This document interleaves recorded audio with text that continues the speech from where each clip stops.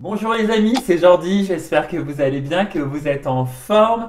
Aujourd'hui, je vais vous parler de la structuration du temps et donc comment on organise en tant qu'être humain notre temps. Donc c'est issu de l'analyse transactionnelle. Alors, dans l'analyse transactionnelle, on dit que l'homme a trois soifs fondamentales. D'abord une soif de stimulation, c'est-à-dire besoin de stimuler nos sens, d'avoir un contact physique. On a aussi une soif de reconnaissance, c'est-à-dire d'obtenir des signes d'attention, des signes de reconnaissance.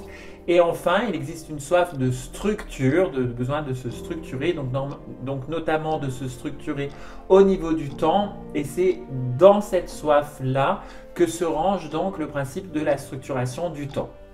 Alors on va voir qu'il y a différents moments de la structuration du temps, donc je vais rentrer vraiment dans le détail. Donc on a le retrait, on a les rituels, les passe-temps, l'activité, les jeux psychologiques et l'intimité. Donc on a 6 niveaux de structuration du temps. Donc c'est parti pour vous expliquer chacun de ces niveaux et ça vous permettra de pouvoir voir avoir une petite analyse de comment vous vous organisez, comment vous structurez vos journées dans la moyenne, comment vous structurez vos journées par exemple quand vous êtes au travail ou quand vous êtes en repos et de manière idéale comment vous aimeriez structurer votre journée dans la gestion de dans la structuration pardon, de votre temps. Alors, la première phase, effectivement, c'est la phase de retrait. Alors, la phase de retrait, c'est quand on n'est pas forcément en lien avec les autres personnes. C'est la phase où on a peu d'échanges en réalité avec les autres. On est un petit peu dans notre bulle, on est un petit peu dans la lune. Donc ça pourrait être par exemple, vous arrivez dans une soirée et vous avez besoin d'être d'abord un petit peu vous-même en retrait. Alors ça peut être sur votre téléphone portable, ça peut être en extérieur. Vous voyez, donc les personnes qui structurent leur temps avec ce besoin de retrait vont être un petit peu en dehors du groupe ou même dans une conversation. La personne, elle échange et puis à un moment donné, elle sort un peu comme ça de la conversation et puis elle est un petit peu dans sa bulle comme ça, un petit peu dans la lune. Donc là, c'est la phase de retrait. Alors, voilà, dans la manière de structurer notre temps, selon notre personnalité, on n'a pas les mêmes besoins. Il y a des gens qui vont vraiment avoir besoin de beaucoup de retrait pour se ressourcer. Et puis on a d'autres personnes où le retrait, c'est vécu vraiment au contraire comme une contrainte. Donc on va imaginer le cas par exemple de Jean-Pierre qui a lui besoin vraiment de retrait. Ben, si c'est une soirée avec beaucoup de monde et où il est beaucoup sollicité, dans la conversation, etc., mais il va vraiment avoir besoin de s'isoler, d'aller s'isoler peut-être dans son bureau, sur Internet, où on imagine, je dis n'importe quoi, Jacqueline, voilà, qui a besoin de retrait, elle va aller s'isoler, puis elle va aller dans la couture, voyez pour voilà, faire des pulls, j'en sais rien, ou des bonnets, mais elle va avoir besoin vraiment de ce retrait pour vraiment respirer, se ressourcer, tandis que chez d'autres personnes, le retrait, ça peut être mal vécu. Des gens qui ont au contraire besoin de stimulation, besoin de beaucoup de contact.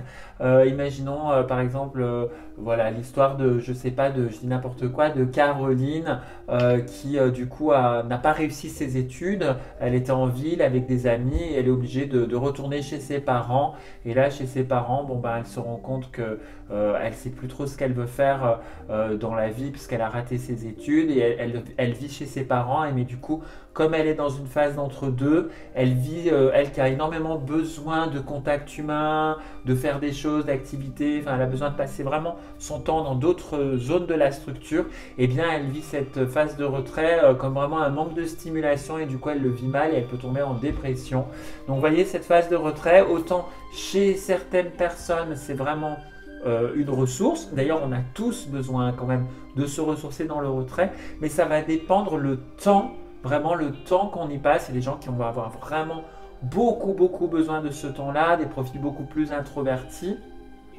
Je pense notamment si je fais le lien avec l'énéagramme, parce que j'aime bien, j'adore faire le lien entre différentes approches. Et par exemple, les profils 5 en énéagramme, ils ont beaucoup besoin de particulièrement ces temps-là de retrait, mais ça ne sera pas forcément pour tous les profils comme ça. Il y en a d'autres qui vont plutôt en souffrir. Voilà, donc on a le retrait. Ensuite, qu'est-ce qu'on a? On a les rituels. Alors les rituels, c'est un petit peu les règles de savoir-vivre, les règles de politesse. Par exemple, quand on va croiser un voisin, on va lui dire bonjour, il va nous dire bonjour.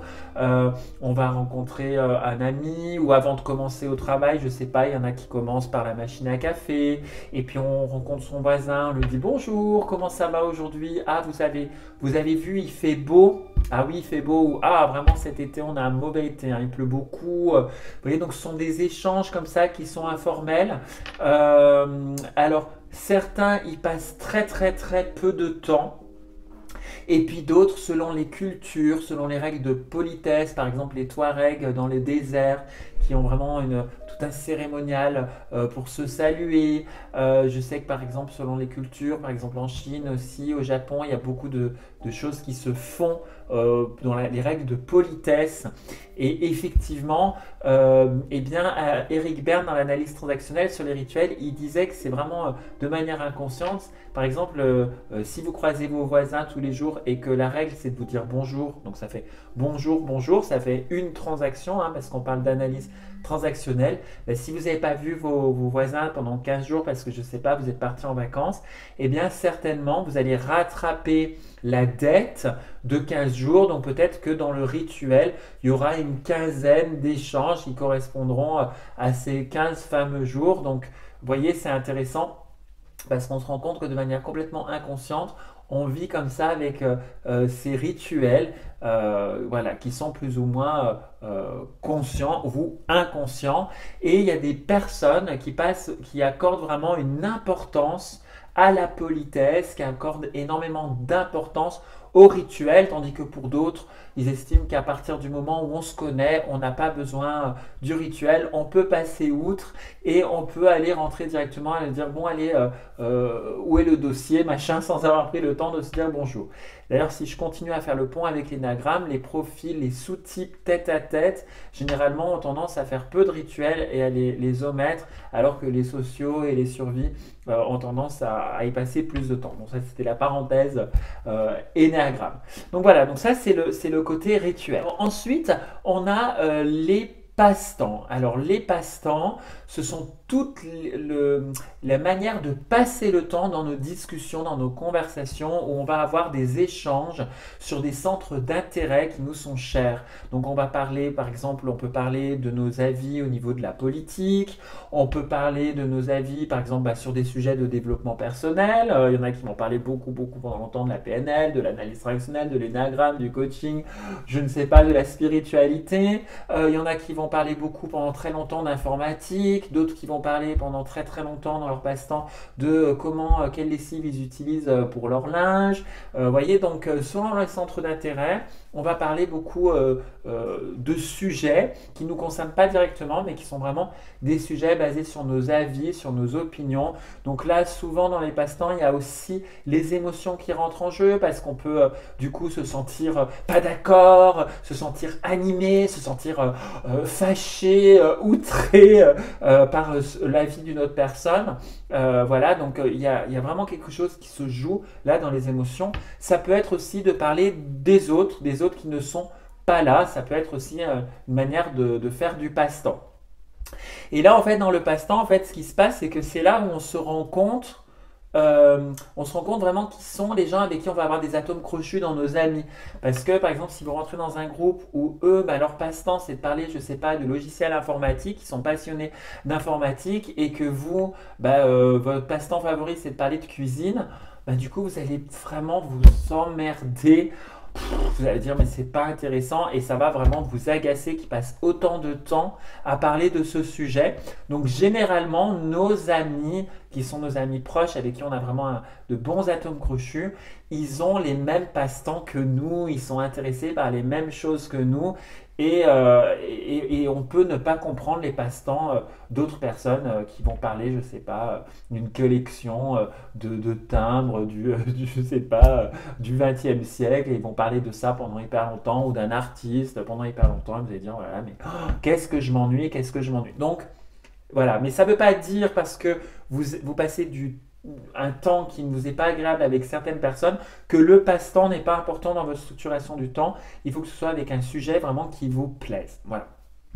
Alors ensuite, une autre manière de structurer le temps, ça va être ensuite l'activité. Donc l'activité, c'est clairement ce pourquoi vous vous voyez. Donc si c'est par exemple préparer un repas, donc là c'est vraiment cuisiner. Quand vous êtes au travail, et bien, du coup c'est de faire vraiment votre job, faire le travail. Donc c'est vraiment d'être en activité ou vraiment si vous voulez faire de la musculation, ben, ça va être l'activité de la musculation. Voilà.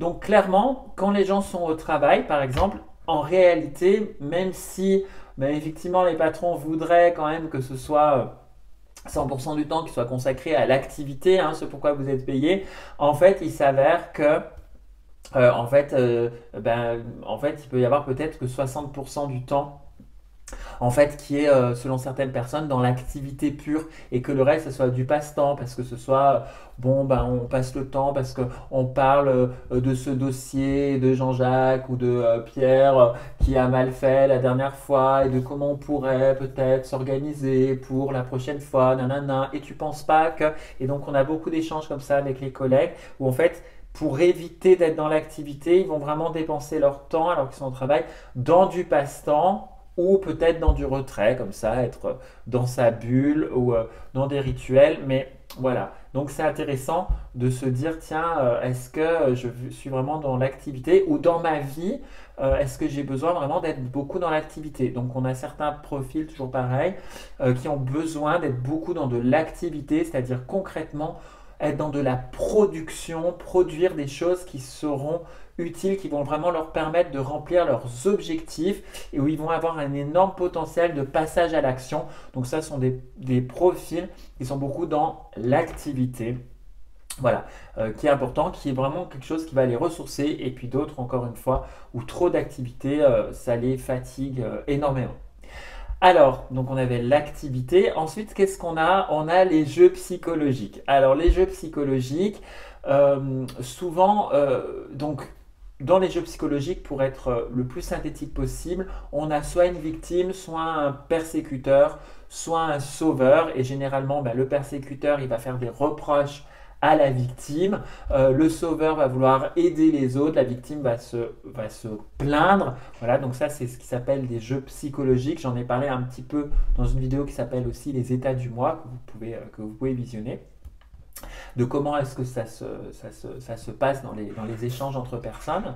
En tout cas, dans les jeux psychologiques, on peut par exemple être dans une phase par exemple de passe-temps, on parle d'un sujet et d'un coup la personne peut se mettre à persécuter l'autre, à lui faire des reproches, par exemple en lui disant oui mais toi de toute façon ça m'étonne pas, ou je sais pas, il parle d'un sujet du travail, oui mais toi de toute façon généralement tu ne donnes pas les moyens d'accomplir tes objectifs, donc on a un reproche et puis la personne comme ça se sent vexée et puis en partant, comme elle était vexée, elle se dit je ne vais pas prendre la peine de lui dire au revoir et la personne lui dit ah bon mais pourquoi tu me dis pas au revoir, par exemple au moment du rituel, vu ce que tu m'as dit tout à l'heure, il n'y a pas besoin que je te dise au revoir, pas besoin de faire semblant. Donc là les deux sont rentrés dans un jeu psychologique et les deux vont avoir du mal à dormir le soir, vont se sentir contrariés parce qu'en réalité, ils sont rentrés dans un jeu psychologique. Donc malheureusement, les jeux psychologiques, on en vit dans notre quotidien, mais il y a des gens qui vont passer énormément de temps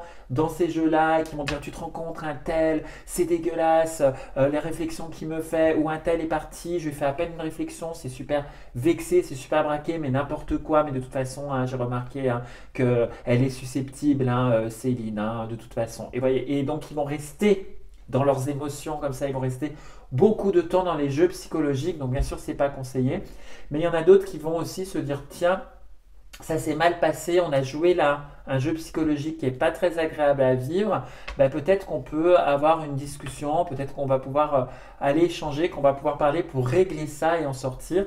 Donc bien sûr, pour pouvoir sortir d'un jeu psychologique, c'est effectivement d'en avoir une discussion ouverte, une discussion saine.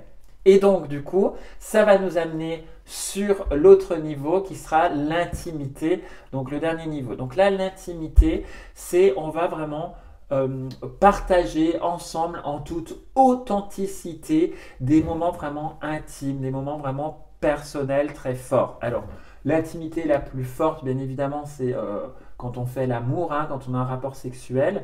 Là, il y a une intimité forte. Mais en même temps, pas toujours, parce qu'il y a des personnes qui peuvent aussi avoir des rapports sexuels par passe-temps ou par rituel, s'ils sont mariés depuis longtemps, je ne sais pas.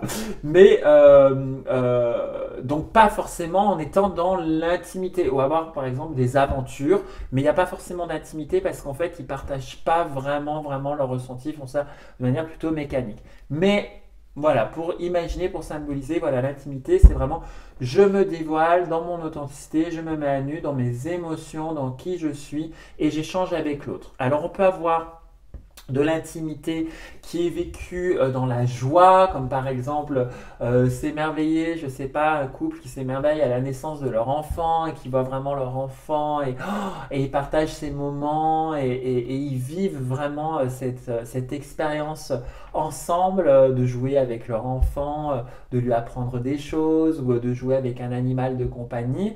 Donc on est vraiment dans de l'intimité qui est vécue dans la joie, mais on peut aussi avoir de l'intimité qui est vécue dans le chagrin, par exemple dans un deuil où les deux personnes vont se retrouver, se prendre l'une et l'autre dans les bras et vraiment pleurer, à rester comme ça un long moment à pleurer ensemble.